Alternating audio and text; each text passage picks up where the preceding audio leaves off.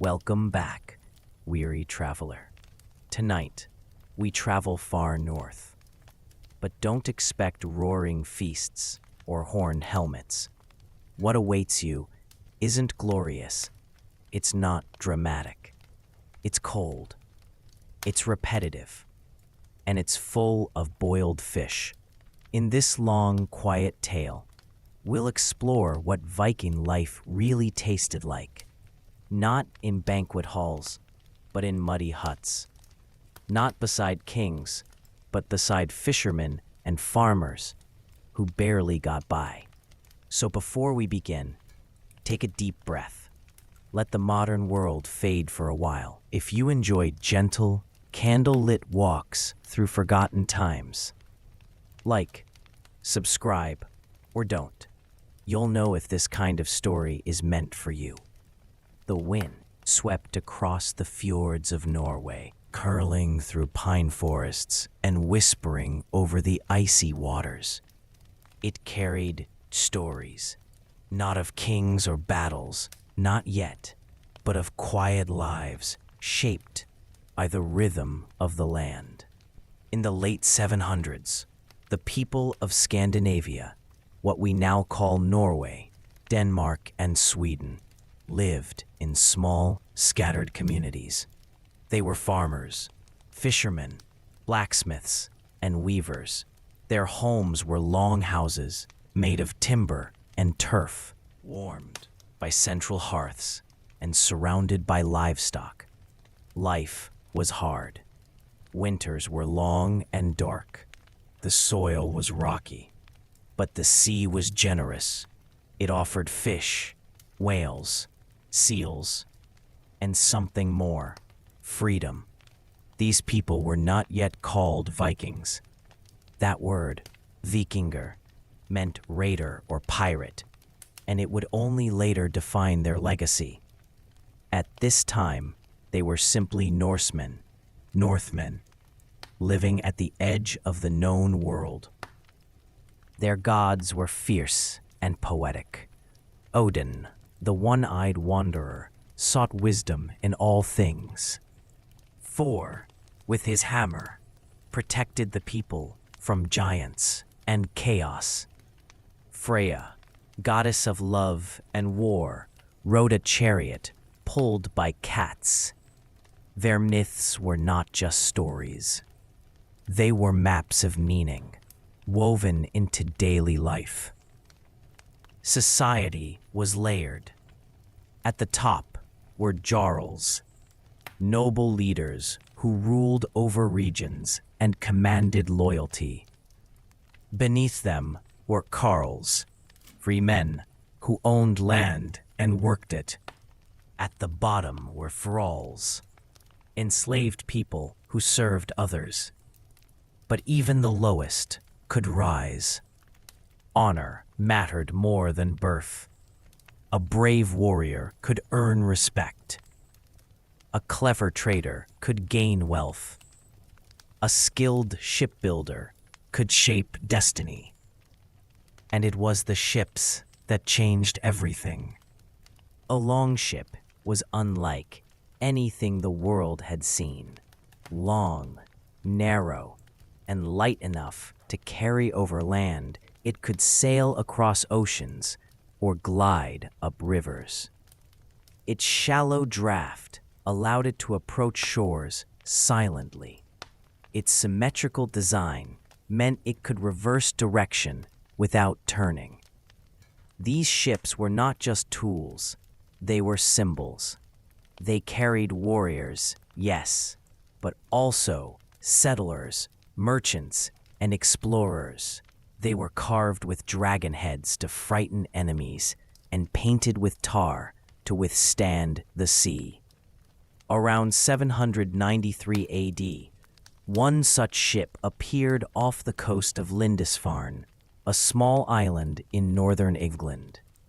The monks there had never seen anything like it. The raid was swift and brutal. They sailed east, too. Along the rivers of Russia, they traded with Slavic tribes and founded cities like Novgorod and Kiev. Some served as mercenaries in the Byzantine Empire, forming the elite Varangian Guard. They traded furs, amber, walrus ivory, and slaves. They brought home silk, spices, and silver. They didn't just take, they exchanged. Their language, Old Norse, spread across Europe. Their runes were carved into stones and wood, marking graves, treaties, and prayers. And their stories, those sagas, were passed down orally, generation after generation. By the early 800s, the Norse world was changing. Small kingdoms began to unite. In Norway, a young chieftain named Harald Fairhair vowed not to cut his hair until he ruled all of Norway. He succeeded and became its first king. In Denmark, powerful rulers like Gorm the Old and Harald Bluetooth consolidated power and began to build alliances. In Sweden, Norse traders pushed eastward, establishing routes that would connect the Baltic to the Black Sea. These were not empires in the Roman sense. They were networks of kinship, loyalty, and trade, and they were expanding. But the Viking Age was not just about conquest. It was about movement. People moved across seas and rivers. Ideas moved across cultures. Goods moved across continents. And through it all, the Norse carried their stories. Stories of gods who walked among men, of heroes who faced dragons, of women who ruled with wisdom and strength. These stories were not bedtime tales. They were blueprints for living. And so, as the wind continues to sweep across the fjords, it carries echoes of that time, a time when the Northmen looked beyond the horizon and sailed into history. The Norse world was not born with kings. In the beginning, there were clans. Families bound by blood, land, and loyalty. Each clan had its own chieftain, its own gods, and its own stories. They lived in valleys carved by glaciers, along coastlines battered by storms, and they rarely looked beyond the next fjord. But the sea was always there, waiting. As the population grew, so did ambition. Clans began to trade, to feud, to form alliances. Some chieftains grew powerful enough to rule entire regions. And slowly, the idea of kingdoms began to take shape.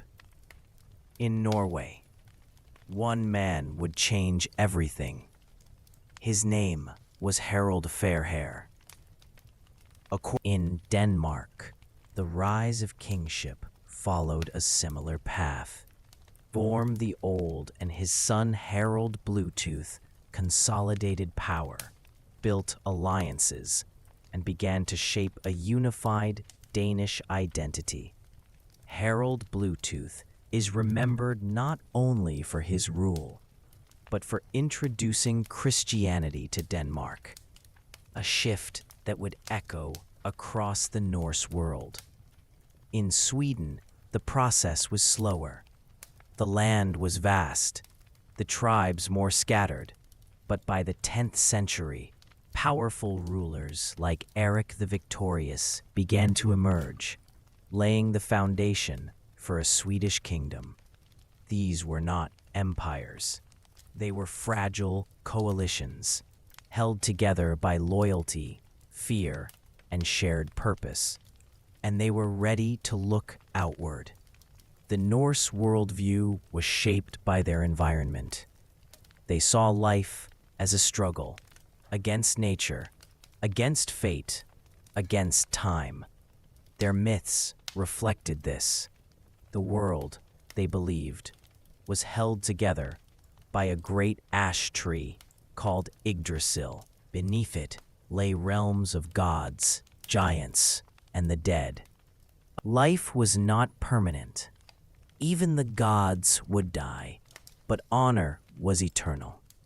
A warrior who died bravely would be welcomed into Valhalla, the hall of the slain. There, he would feast and fight until the end of days. This belief gave the Norse a unique courage. They did not fear death. They feared shame. And so, when they sailed into unknown waters, they did so with pride. Their ships became symbols of their identity. A typical longship could carry 40 to 60 men. It was powered by oars and sails and could travel up to 120 kilometers in a day. Its shallow draft allowed it to navigate rivers and land on beaches. These ships were not just tools. They were extensions of the people. Carved with dragon heads, painted with tar, and built from oak. They were designed to inspire awe and fear, and they worked. By the early 800s, Norse ships were appearing off the coasts of England. At first, the raids were small. A few ships, a few warriors, quick strikes on monasteries and villages. But soon, they grew bolder. In 845, a fleet of 120 Viking ships sailed up the Seine River and attacked Paris. The city was forced to pay a massive ransom to avoid destruction. In 866, the great heathen army landed in England. It was not a raid. It was an invasion. Led by Norse leaders like Ivar the Boneless and Halfdan Ragnarsson, they captured York, defeated local kings, and carved out territory known as the Danelaw. In 911, Viking chieftain Rollo was granted land in northern France. It became Normandy, the land of the Northmen. These were not random attacks. They were part of a larger movement. The Norse were expanding, not just through war, but through settlement. They built towns, traded goods, married locals. They brought their laws, their language, their customs, and they changed Europe. But Europe changed them too. As Norse leaders settled in foreign lands, they began to adopt new religions, new systems of governance. Christianity spread slowly through the Norse world. At first, it was resisted. The old gods were strong. The old ways were sacred. But kings saw its value. A Christian king could form alliances with powerful neighbors. He could claim divine authority. He could unify his people under a single faith. And so, one by one, the Norse kingdoms began to convert. Harald Bluetooth in Denmark, Olaf Tryggvason in Norway, Olaf Skotkonung in Sweden. By the year 1000, Christianity had taken root. But the old stories never disappeared. They were carved into stones, whispered in halls, passed down in sagas, and they still echo today. The Norse did not fear the sea. They respected it. They studied it, and eventually, they followed it west. Around 860 AD, Norse sailors discovered a land of volcanoes and glaciers. Iceland. It was uninhabited, save for a few Irish monks who soon departed. The Norse called it Iceland. And by 874, permanent settlement had begun. The first settler was Ingolfur Arnarsson, who built his home in what is now Reykjavik. Others followed. Within decades, Iceland had a thriving Norse population, but it wasn't just a colony. It was a society. In 930 AD, the settlers established the Althing, one of the world's oldest parliaments. They gathered each summer at Thingvellir to settle disputes, pass laws, and recite sagas. Iceland became In 982 AD, a man named Eric the Red was exiled from Iceland for manslaughter. He sailed west and found a vast, icy land. He named it Greenland, a hopeful name meant to attract settlers. Eric returned to Iceland and recruited families. In 985, they sailed to Greenland and founded two settlements. The Eastern Settlement, near modern-day Qaqortoq. They raised sheep and goats, hunted seals and caribou, and traded walrus ivory with Europe. At its peak, Greenland's Norse population reached 2,000 to 3,000. They built farms, churches, and even a bishopric at Gardar. But Greenland was not the end. Around 1000 AD, Eric's son, Leif Erikson, sailed farther west. He reached a land that was small, temporary, but it marked the first known European presence in North America. The Norse explored farther south, encountering indigenous peoples they called Skraelings. Relations were tense. Trade was attempted. Conflict followed. After a few years, the Norse abandoned Vinland, but they had crossed the Atlantic. They had mapped new lands, and they had left behind traces, tools, buildings, stories. Back in Greenland, life grew harder. The climate cooled. Trade declined. By the 1400s, the Norse settlements were gone. Iceland endured. It became part of Norway, then Denmark, and remains a vibrant nation today. Greenland remained sparsely populated until Inuit communities flourished. And Vinland? It became legend. But the wind still whispers across the fjords. It carries the memory of ships that sailed beyond the edge of the world. Alfred did not yield. In the shadowed forests of Wessex, he rallied his people, not with promises, but with resolve. At the Battle of Edington in 878, his shield wall stood firm against the great heathen army. When the clash ended, the Norse withdrew, and a treaty split the kingdom.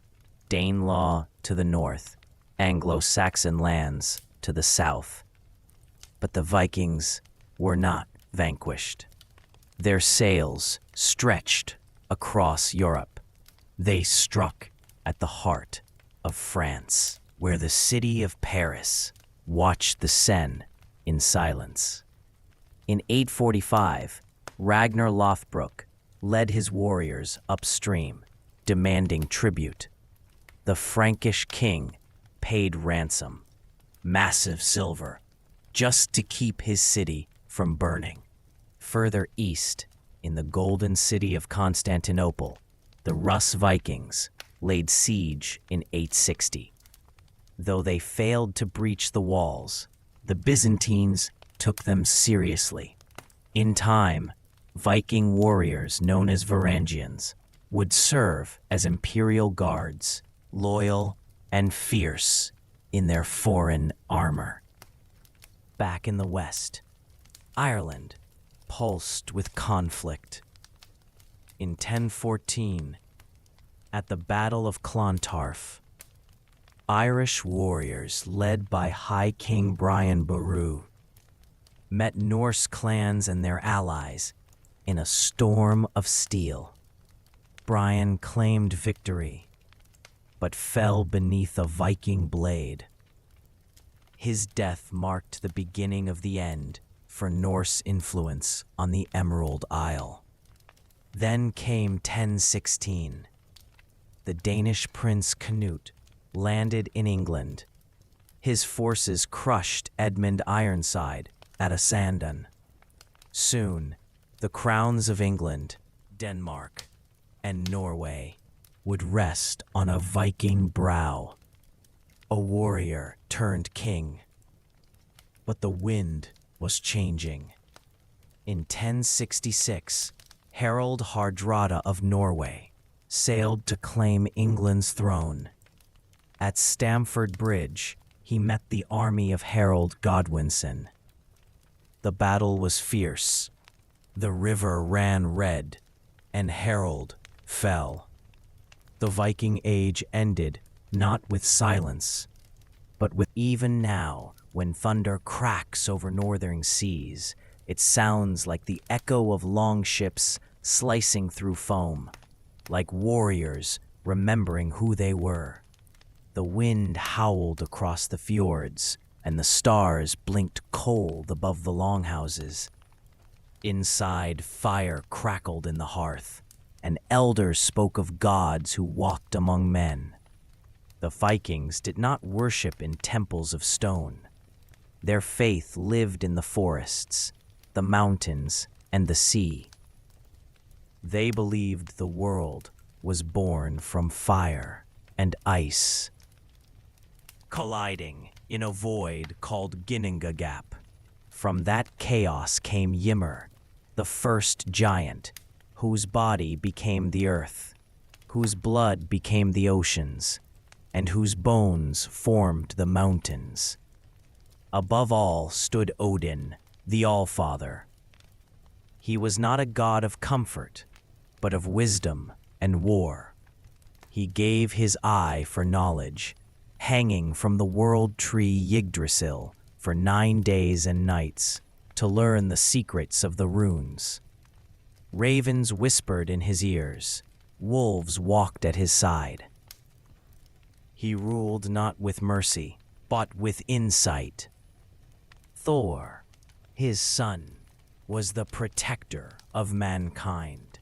His hammer Mjolnir could shatter mountains and summon lightning. Farmers carved its shape into stones to bless their fields. Warriors wore it around their necks, hoping for strength in battle. Freya, goddess of love and war, rode a chariot drawn by cats. She wept golden tears and chose half of the fallen warriors to dwell in her hall. The other half went to Valhalla, Odin's great hall, where they feasted until the end of days. The gods were not immortal. They aged and they died. Only the golden apples of Idun kept them young, and even those could not save them from fate. The Vikings believed in 9 realms, all connected by Yggdrasil. Midgard was the world of men, Asgard, the realm of the gods, Jotunheim, home of the giants, and beneath it all, Helheim, the land of the dead. Loki was the trickster. He was clever, cruel, and unpredictable. He helped the gods, then betrayed them. He fathered monsters. Fenrir the wolf, Jormungandr the world serpent, and Hel herself. His fate was sealed. He would fight against the gods at Ragnarok. Ragnarok was the end, the twilight of the gods. A prophecy whispered in sagas. The sun would vanish. The earth would tremble. Fenrir would break free. Thor would slay the serpent, but die from its venom. Odin would fall to Fenrir's jaws. Fire would consume the world, and then, from the ashes, a new world would rise. The Vikings did not fear death. They believed in honor, in fate, in the strength of their ancestors. They carved runes into stone, sang of heroes, and made offerings to the gods, sometimes animal. Their faith was woven into every part of life. A storm was Thor's fury. A raven's cry was Odin's message. A dream could be a vision from Freya. Even as Christianity spread, the old gods lingered in stories, in symbols, in the bones of ships buried beneath the earth. And when the wind rustles the birch trees, some say it still carries the voices of the gods. The sun rose slowly over the fjords, casting golden light across the longhouses nestled in the valley. Smoke curled from the rooftops, and inside, the day had already begun. A Viking home was no palace. It was warm, practical, and alive with sound. Children stirred from straw beds, chasing each other between wooden beams. The hearth glowed at the center, where stew simmered in a heavy pot. Meat, root vegetables, and herbs gathered from the hills. Outside, the fields waited. Families gathered around the fire, sharing stories and laughter. Mead flowed in wooden cups, and songs echoed off the walls. Some told tales of gods and giants. Others recited sagas of brave ancestors who crossed the sea. Games where customs shaped every moment. A child's birth was marked with water and song. 9 days after, the father lifted the baby onto his knee, claiming them as kin. Names were chosen with care, often honoring ancestors or gods. Marriage was more than love. It was alliance. Families met, exchanged gifts, and agreed on dowries. When the feast came, it lasted for days. Vows were spoken, and the couple was led to their bed by witnesses, sealing the union. Death was not the end. When a chieftain died, his body was laid in a ship, surrounded by treasures, weapons, and sometimes even sacrificed slaves. The flames rose high, carrying him to the afterlife. Others were buried in mounds, with runes carved into stone to mark their passage. The Thing, an open-air assembly, was where laws were made and disputes settled. Free men gathered, argued, and voted. Justice was swift, and honor was everything. Even the seasons had their rituals. Yule, the winter festival, brought warmth to the cold. Homes were decorated with greenery. Candles were lit, and families feasted in celebration of light returning. Toasts were made to Odin, Freya, and the ancestors. Through it all, the Vikings endured. They were not just warriors. They were farmers, poets, craftsmen, and dreamers. Their lives were woven with tradition, shaped by the land and guided by the stars. And when the wind whispered through the valleys, it carried the voices of those who had lived before, reminding each soul that they were part of something greater. The sails rose again, CHABN, and this time they carried not warriors, but merchants, dreamers, and explorers. Let's continue our Viking saga with the next chapter, told as a flowing story. This part reveals how the Norse ventured far beyond their homelands. The sea was no longer just a battlefield. It had become a highway.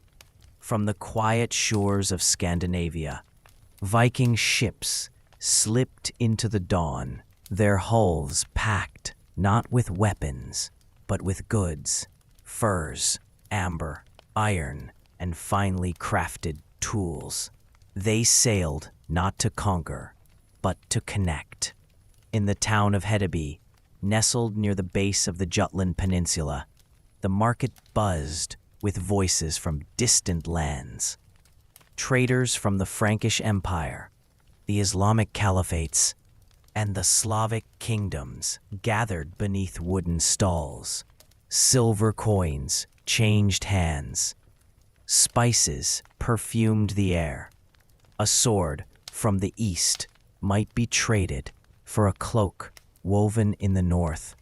Further east, the rivers of Russia became Viking roads. Swedish Norsemen, known as Varangians, steered their longships down the Dnieper and Volga, reaching the glittering gates of Constantinople. There, they didn't just trade, they served. Many joined the Varangian Guard, elite warriors sworn to protect the Byzantine emperor. In the west, Dublin rose from the marshes, built by Norse settlers who turned raiding into commerce. The city grew, its docks lined with ships, its streets filled with craftsmen and storytellers. York, too, became a Viking stronghold, where Anglo-Saxon and Norse cultures blended in the hum of daily life. They traded slaves, yes, a grim truth of the age. But they also exchanged knowledge, art, and language. Coins from Baghdad were found buried in Swedish soil. Glassware from Venice sparkled in Icelandic halls. The world was shrinking, stitched together by Viking sails. Even in the far north, trade flourished. In Greenland, Norse settlers hunted walrus for ivory, sending it back to Europe. In Iceland, poets and lawmakers gathered at the Althing, but merchants also bartered goods from across the seas. And in Vinland, Though the settlement was brief, the Norse tasted the fruits of a new world. Grapes, timber, and stories of strange peoples filled their minds as they returned to Greenland with tales of a land beyond the horizon. Trade was not just survival, it was transformation. It softened the edges of war. It built bridges between cultures. It turned raiders into diplomats and warriors into wanderers. And when the wind filled their sails, it carried more than goods. It carried hope, curiosity, and the quiet promise that the world was wider than they had ever imagined. The longships still rocked gently in the harbors, but fewer sails rose with the morning tide. The warriors who once carved their names into foreign shores now stood behind plows, their swords rusting in the corners of quiet homes. The world was changing, and the Vikings felt it in their bones. It began with whispers of a new god nailed to a cross, preaching peace instead of glory. Christianity crept into the north like frost over stone. Kings converted first, trading axes for crowns blessed by bishops. Olaf Tryggvason, Harold Bluetooth, and others embraced the faith, and with it came laws, churches, and a new rhythm of life. The old gods did not vanish overnight. Thor's hammer still hung around necks. Odin's name still echoed in sagas. But the temples grew silent, the sacrifices stopped, and the runes gave way to Latin script. Raiding, once a rite of passage, became a crime. The monasteries that once trembled at the sound of oars now welcomed Norse pilgrims. The thrill of conquest faded, replaced by treaties, trade, and diplomacy. Europe had changed too. Kingdoms once fractured and weak had grown strong. England, under Alfred and his descendants, built fortified towns, burhs that turned Viking raids into costly gambles. France raised walls. Ireland united under kings who no longer feared the sea. The final blow came in 1066. Harold Hardrada, last of the great Viking kings, sailed to England with dreams of glory. At Stamford Bridge, he met Harold Godwinson's army. The battle was fierce. The river ran red. And when the sun set, Hardrada lay dead, his dream buried beneath English soil. Weeks later, William of Normandy, descended from Vikings himself, conquered England. But he did not sail with longships or sing of Valhalla. He rode with knights, spoke French, and carried the banner of a new age. The Viking Age was over. But its spirit lingered. In the names of towns, in the blood of kings, in the stories told beside winter fires. The Norse had not vanished. They had become part of the world they once raided. Farmers, merchants, rulers. Their sagas lived on, not in war cries, but in memory. And when the wind howls across the fjords, some say it still carries the echo of longships and the quiet farewell of an age that dared to chase the edge of the world. They came not as conquerors, but as protectors. In the late 10th century, the Byzantine Empire was trembling. Civil wars, palace intrigues, and foreign threats had weakened the throne. Emperor Basil II needed loyal soldiers, men who owed nothing to the factions of Constantinople. So he looked north. From the rivers of Kievan Rus came 6,000 warriors, tall, fierce, and bound by oath. They were Norsemen, Vikings who had traded their longships for loyalty.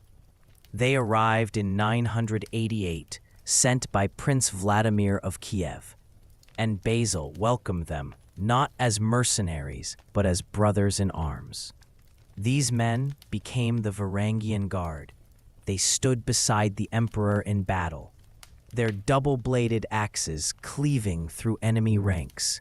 They guarded the palace, the treasury, and the imperial chambers. They were feared for their discipline, their silence, and their fury when unleashed. They were not Byzantine. That was the point. They spoke Old Norse, later Old English.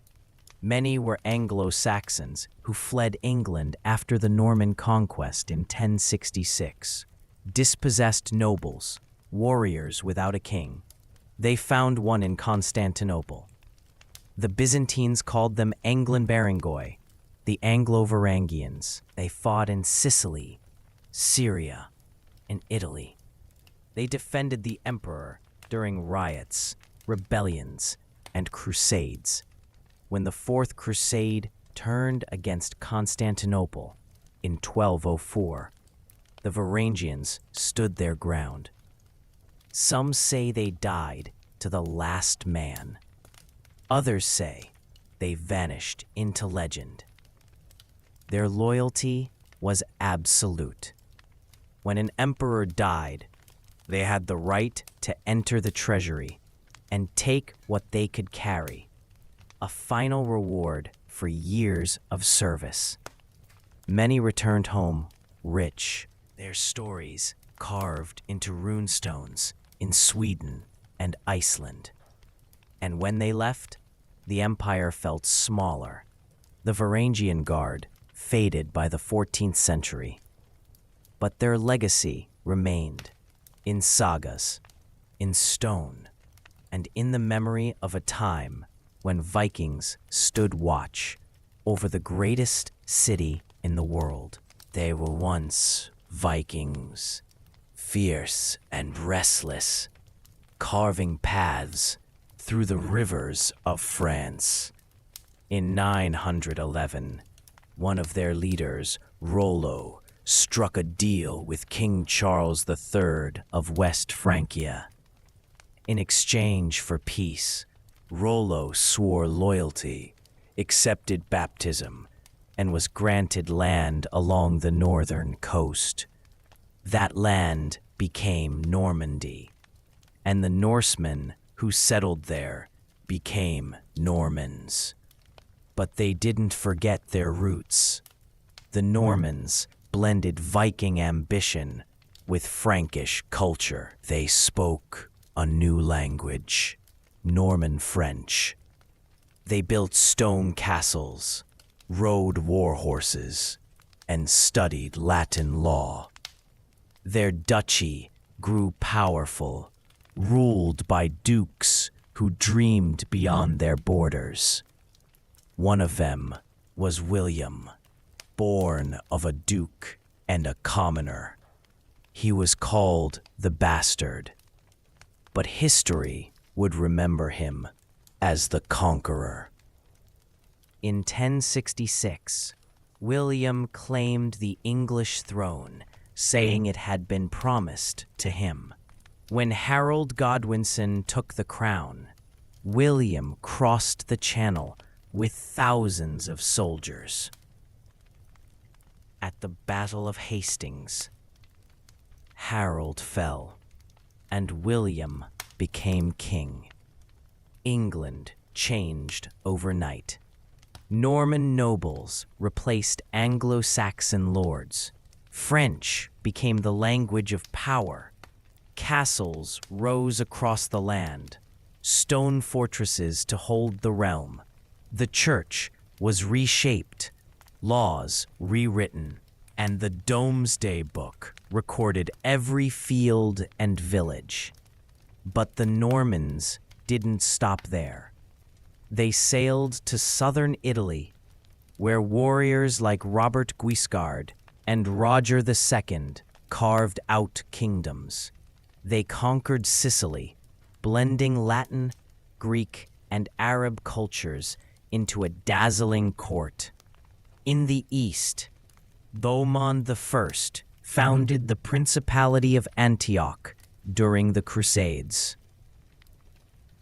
Their legacy spread across Europe, from the Channel Islands to Ireland, from Durham Cathedral to the Tower of London. They shaped law, architecture, and language, and though their power faded, their influence never truly disappeared. They were once Vikings. They became kings, and their story still echoes in stone and saga. When Rollo's Norse warriors settled in northern France, they didn't remain outsiders. They adopted the Gallo-Roman language, embraced Christianity, and married into local families. Their Viking roots fused with Frankish customs, creating a new identity, Norman. But the real magic happened when they spread across Europe. In England, after 1066, Norman French collided with Old English. The result? A linguistic revolution. Words like court, justice, and castle entered English vocabulary. Norman architecture reshaped skylines, stone keeps. In southern Italy and Sicily, the blend was even richer. Normans ruled over Greeks, Arabs, and Latins, and instead of erasing cultures, they wove them together. Palermo's palaces shimmered with Byzantine mosaics, Islamic arches, and Latin inscriptions.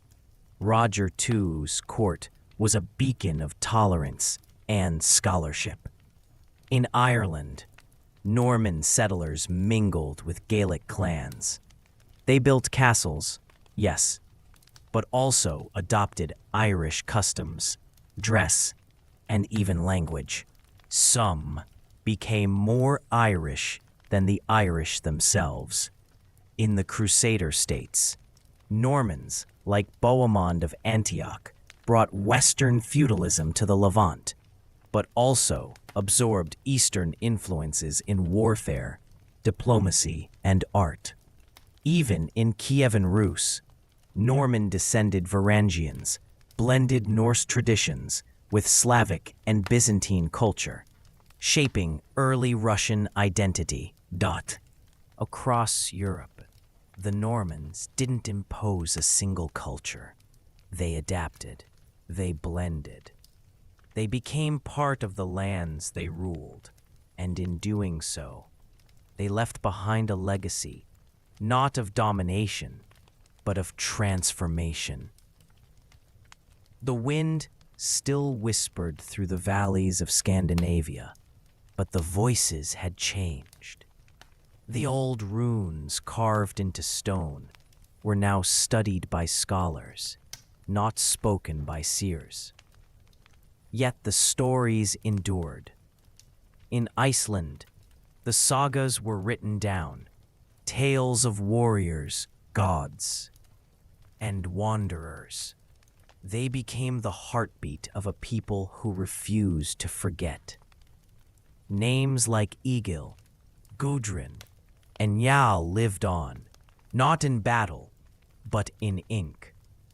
Across Europe, the descendants of Vikings ruled quietly. In Normandy, they spoke French, but remembered the sea. In England, they built cathedrals where once they had burned monasteries. In Russia, the cities founded by Norsemen grew into empires. Even in the New World, whispers remained. In Newfoundland, the ruins of Vinland stood silent, a reminder that the Norse had touched the edge of a continent long before others dared. And in the hearts of storytellers, the Vikings never died. They became legends. They became symbols of courage, curiosity, and defiance. They became the storm that never truly passed. So when the thunder rolls across the northern sky and the raven circles overhead, some say it's not just weather, it's memory. The saga lives on. The saga nears its final chapter, Chapter 3 Ben. And though the longships no longer sail, the Viking spirit never truly vanished. Let's continue our story with Part 3, told as a flowing narrative. This chapter explores how the Viking Age ended, how Norse societies merged into emerging kingdoms, and what echoes of their legacy remain today. The wind that once carried raiders across the sea now stirred fields of barley and wheat. By the mid-11th century, the world had changed. The fierce independence of Viking chieftains gave way to crowns and councils. The gods of thunder and wisdom were quieted by the tolling of church bells. And the warriors who once carved their names into foreign shores now knelt before altars, baptized in the name of a new faith. It didn't happen all at once. In Denmark, raiding, once a rite of passage, became a crime. Kings sought stability, not plunder. The scattered jarldoms of Scandinavia began to unify. Norway, Denmark, and Sweden emerged as kingdoms, each with its own laws, armies, and ambitions. And across the sea, the final roar echoed. In 1066, Harald Hardrada of Norway sailed to England, claiming a throne he believed was his by right. At Stamford Bridge, he met the army of Harold Godwinson. The battle was brutal. Hardrada fell. Weeks later, William of Normandy, descended from Vikings himself, defeated Harold at Hastings. The Viking Age was over, but the Norse did not disappear. They became Normans in France, Rus in Eastern Europe, settlers in Ireland and Scotland. They married, traded, governed. Their language faded, but their influence remained. In law, in architecture, in names carved into stone. Today, in York, Dublin, and Kiev, echoes of Viking rule still shape the streets. In Iceland, the sagas are still read aloud. In Denmark, archaeologists uncover burial grounds where warriors rest beside glass beads and silver-threaded knives. And in museums, the longships stand silent, their hulls whispering of voyages that once reached the edge of the world. The Viking Age ended not with defeat, but with transformation. And when the northern lights dance across the sky, some say it's the gods remembering who they were. They came with storms behind their eyes, with oars that beat like thunder's sighs. Through fire and frost, through blood and lore, they sailed beyond the known world's shore. The gods they hailed have faded low. Their runes now sleep in ice and snow, yet still the echoes rise and call. In mountain mist, through waterfall, no crown remains, no raid, no horn. But in each name, a Viking's born. In tales retold by hearth or screen.